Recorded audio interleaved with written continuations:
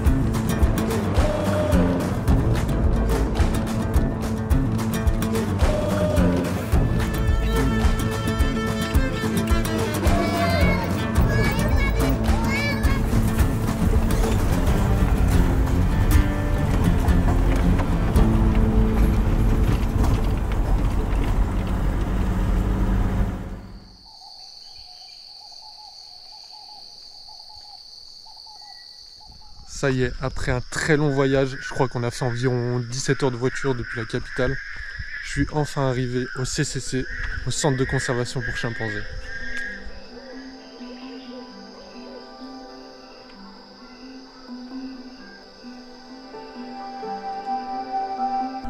Bon, le CCC c'est un sanctuaire pour chimpanzés. Ça veut dire qu'ils accueillent des chimpanzés victimes du braconnage qui leur sont remis par les autorités. Quand ils arrivent, ils ont une période de quarantaine pour vérifier qu'ils ne soient pas malades, et ensuite ils intègrent des groupes où ils vont pouvoir réapprendre la vie sauvage avant de pouvoir être relâchés. C'est un processus très long qui prend des années.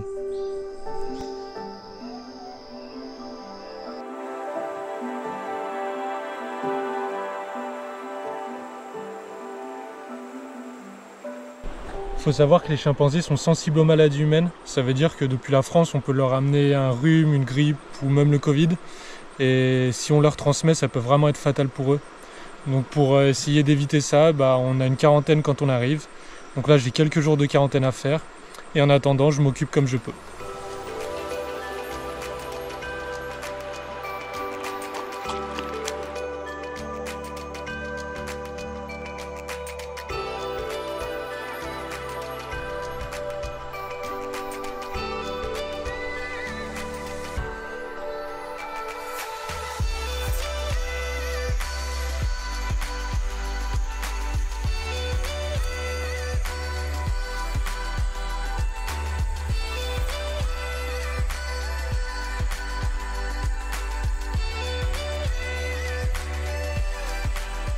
Tous les jours, il y a des singes verts qui traversent le camp pour aller chercher la nourriture. Du coup, c'est incroyable, ils passent parmi nous, ils sont pas trop craintifs.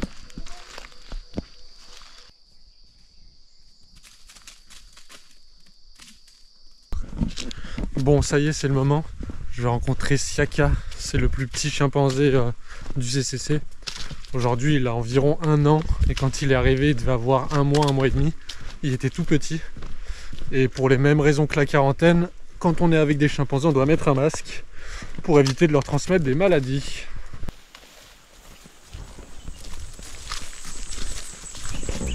Bon, là, Siaka, il est sur le dos d'Antoine.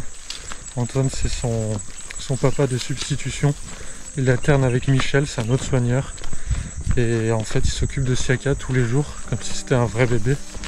Il l'emmène en brousse, il le nourrissent. Et ils dorment même avec lui.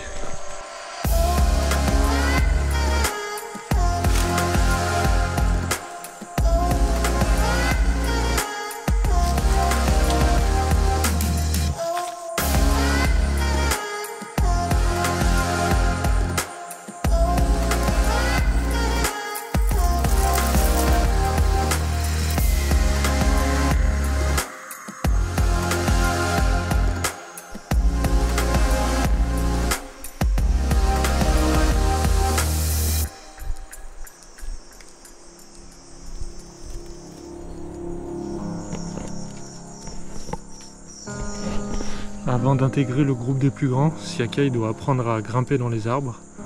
Mais il est un peu peureux, je crois, il préfère rester proche du sol.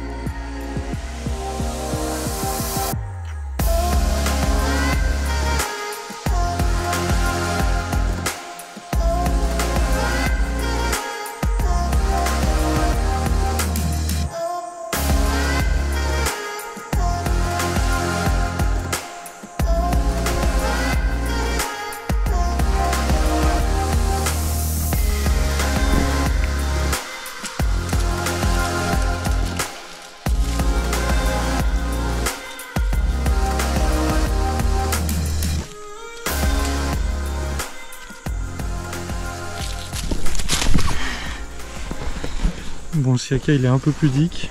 À chaque fois que j'essaie de le filmer, il saute sur la caméra. Il aime pas ça. Donc c'est pas facile d'avoir des belles images de lui, mais je fais de mon mieux.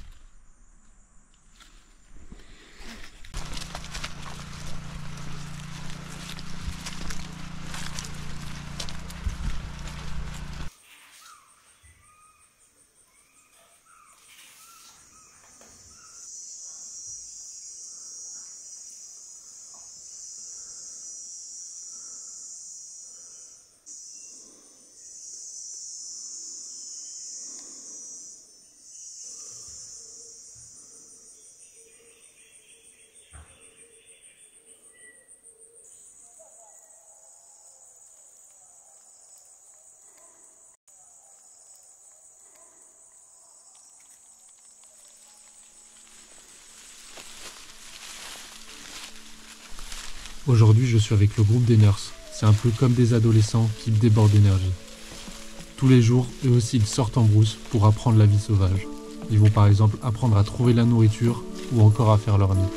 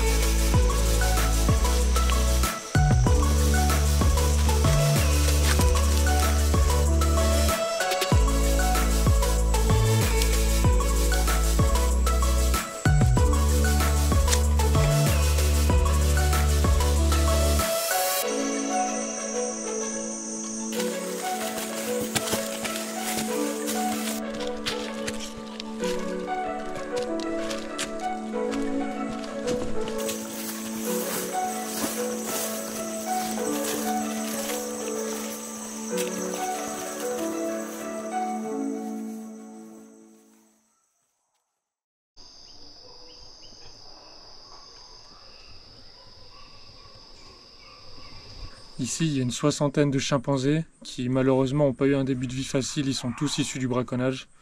Il faut savoir qu'il y a de moins en moins de chimpanzés qui vivent à l'état sauvage, par notre faute, parce qu'on est responsable de la déforestation, donc on détruit leur habitat naturel, et ça les pousse à venir vivre plus proche des humains, ce qui crée des conflits. Et ils sont aussi braconnés pour être souvent chassés et mangés comme viande de brousse, et les bébés sont vendus comme des animaux de compagnie. It's the most wonderful time.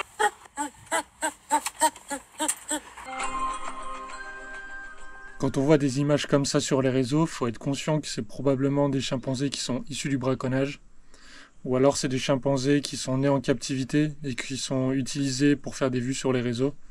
Et malheureusement, ça donne envie aux gens d'avoir des chimpanzés de compagnie, et du coup ça renforce la demande du braconnage. Donc pour ceux qui ont de la chance, ils sont récupérés par les autorités et ils sont placés ensuite dans des sanctuaires, comme ici, où ils vont pouvoir avoir une nouvelle vie adaptée à leurs besoins et où ils pourront sûrement, j'espère, être relâchés dans la nature pour redevenir à l'état sauvage.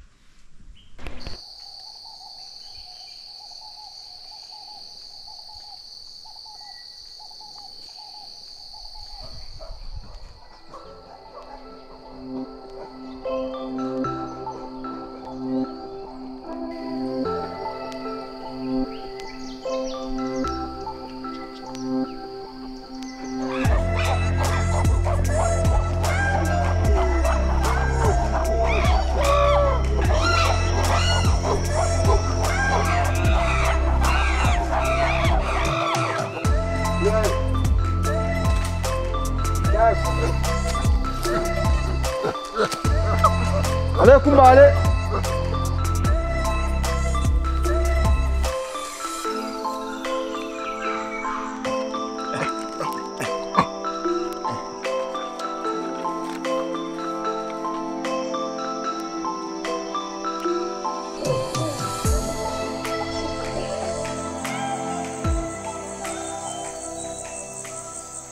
Ici, il y a plusieurs groupes d'adultes et chaque groupe vit dans des enclos comme il y a derrière moi.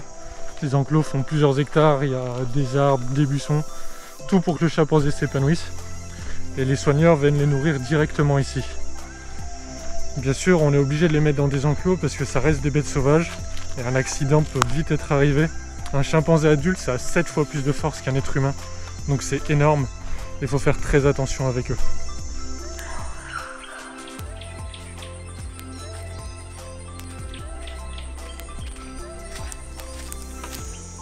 Si tu vas parler. Donc là, je suis avec Patrice, soigneur, et Héloïse, une volontaire. Héloïse, elle est chargée de faire les enrichissements pour les chimpanzés qui sont isolés. Qu'est-ce que tu leur fais de beau aujourd'hui? Alors aujourd'hui, on a pris de la pâte de néré que les soigneurs ont préparé hier, qu'on étale sur un bout de bois et ensuite on va entourer, donc comme on fait ici, des petites branches autour. Comme ça, voilà, ils pourront... Ça va les occuper un petit moment, je pense, et ils pourront manger la pâte de néré, voilà, comme ça. Trop bien.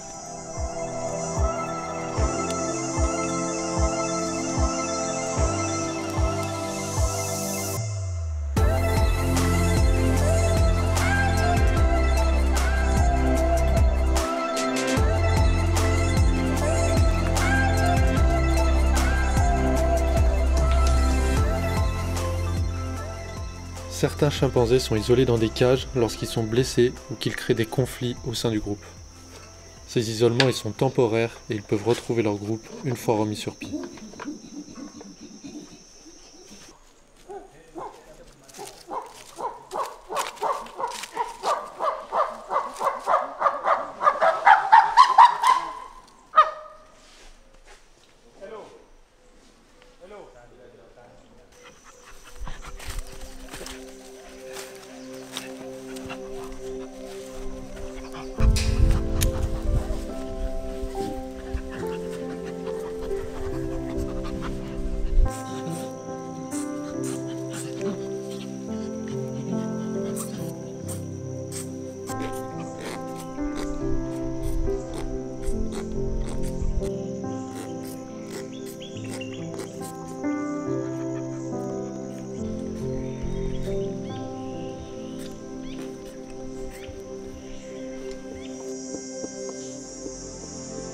Donc là il y a 2 adultes qui sont en train de s'épouiller devant moi. Ils font des petits bruits avec leur bouche, c'est pour se mettre en confiance. Et l'épouillage c'est hyper important dans les relations sociales. C'est synonyme d'amitié, qui se font confiance et qui sont alliés.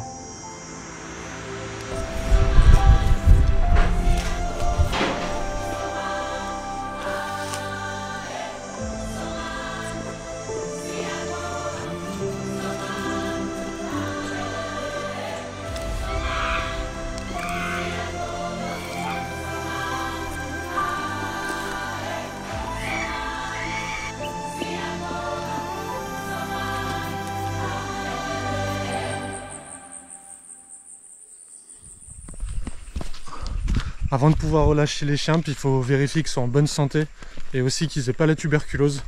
Du coup on doit leur faire des prises de sang. Et là on va aller en faire à une chimpanzé qui, si tout va bien, elle va pouvoir bientôt être relâchée. J'ai hâte de voir ça et j'espère que tout va bien se passer.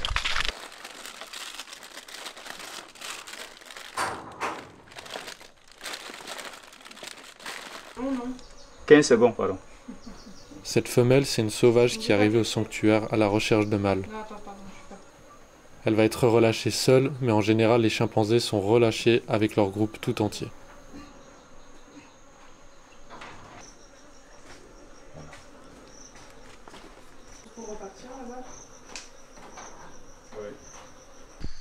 Bon, tout s'est bien passé. Maintenant, les résultats vont être envoyés au labo. Et si tout est ok, elle va pouvoir être relâchée. Moi je serais déjà rentré en France donc je pourrais pas assister à ça, mais ça reste quand même une bonne nouvelle donc c'est cool.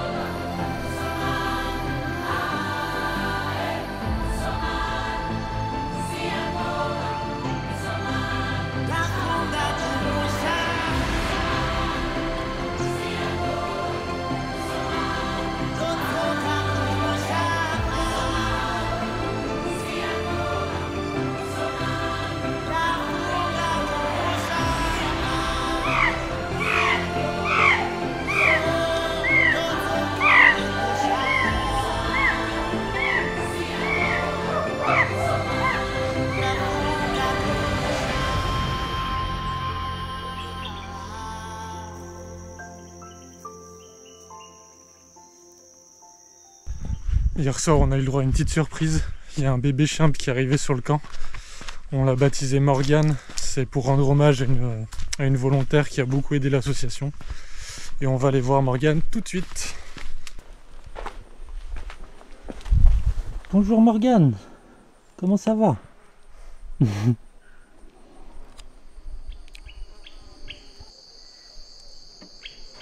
Bon, et du coup, en tant que maman, qu'est-ce que tu dois faire exactement?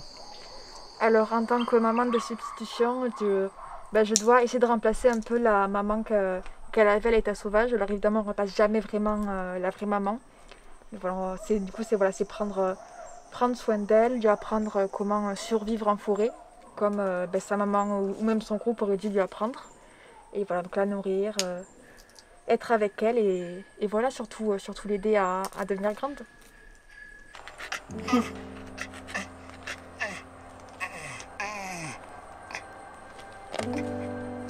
Oh, pardon Morgane, mais je galère un peu à le couper ce truc.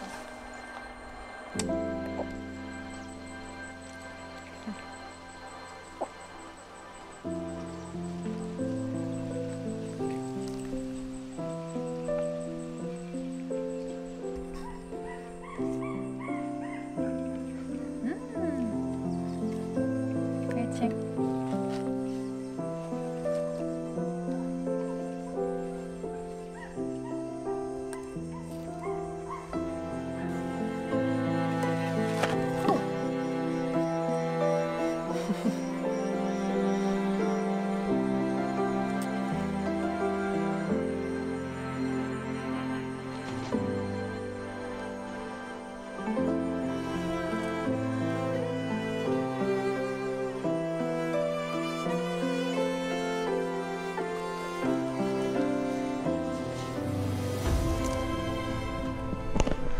Pour la petite histoire, Morgane elle a été trouvée par des éco-gardes qui patrouillaient dans un village. Et en fait ils ont vu des enfants qui jouaient avec elle. Et au final ils nous l'ont ramenée. Et du coup ça veut dire que malheureusement sa mère a sûrement dû être braconnée. Et les enfants l'ont gardée pour jouer avec. Mais voilà, maintenant elle est entre de bonnes mains.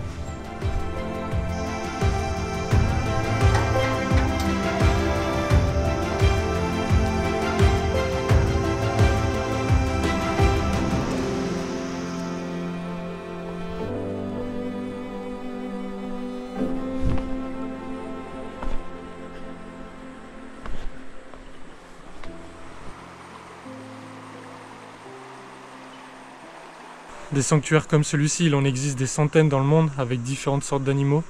C'est un vrai espoir pour la conservation sauvage, mais en même temps ça montre à quel point l'être humain détruit ce monde sauvage, que ce soit à cause de la déforestation, le braconnage ou encore le trafic illégal d'espèces. Bien sûr, ces sanctuaires ils ont besoin d'aide et il y a plusieurs façons de pouvoir les aider. Ça peut être de venir directement sur le terrain faire du volontariat. Ça peut être aussi financièrement en leur faisant des petits dons de temps en temps. Même si c'est 2 ou 5 euros, franchement c'est hyper important pour eux. Ou sinon c'est même possible via les réseaux, directement sur Instagram, en likant ou en partageant leurs posts. Ça leur donne plus de visibilité et c'est hyper important pour eux pour qu'ils puissent se développer. Pour ma part, je peux que vous recommander le volontariat. C'est vraiment une expérience folle où vous êtes à côté de vos animaux préférés et vous allez apprendre tellement de choses sur eux, que ce soit leur alimentation, leur mode de vie ou même leur langage. Et tout ça, ça va vous faire prendre conscience de à quel point c'est important de les protéger. Tout ça, toutes ces connaissances, vous allez les transmettre à vos familles, à vos proches. Et c'est ça qui est le plus important, quoi. Je pense vraiment que c'est des expériences uniques qui méritent d'être vécues au moins une fois dans sa vie.